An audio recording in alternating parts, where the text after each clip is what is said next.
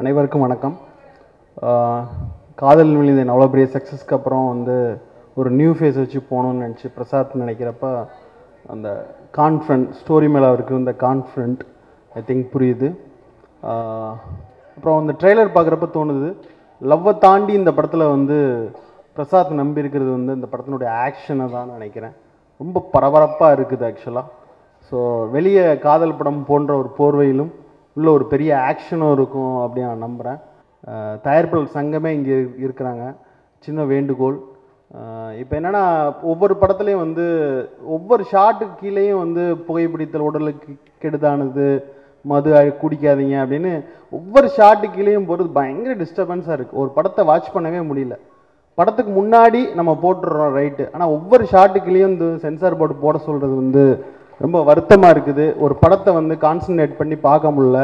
வேறு ஹிந்திலேயோ தெலுங்குலேயோ இந்த மாதிரி ஒரு சிஸ்டம் இல்லை. அதை தயவுசெய்து தயாரிப்பாளர் சங்கம் அனைவரும் சேர்ந்து ஒழிக்கணும். அப்புறம் வந்து ஒரு படத்துக்கு யூஸ் சர்டிஃபிகேட் கொடுத்துட்டாலே டேக்ஸ் ஃப்ரீ கொடுத்துடணும். அதுக்கு தனியாக போய் பார்த்துக்கிட்டு இதுனா கடியாக இருக்குது ஆக்சுவலாக. ஸோ இதையும் தவிர்க்கணும். இதுக்கு தயாரிப்பாளர் சங்கம் ஏதாவது செய்யணும் நான் நம்புகிறேன். நன்றி, வணக்கம்.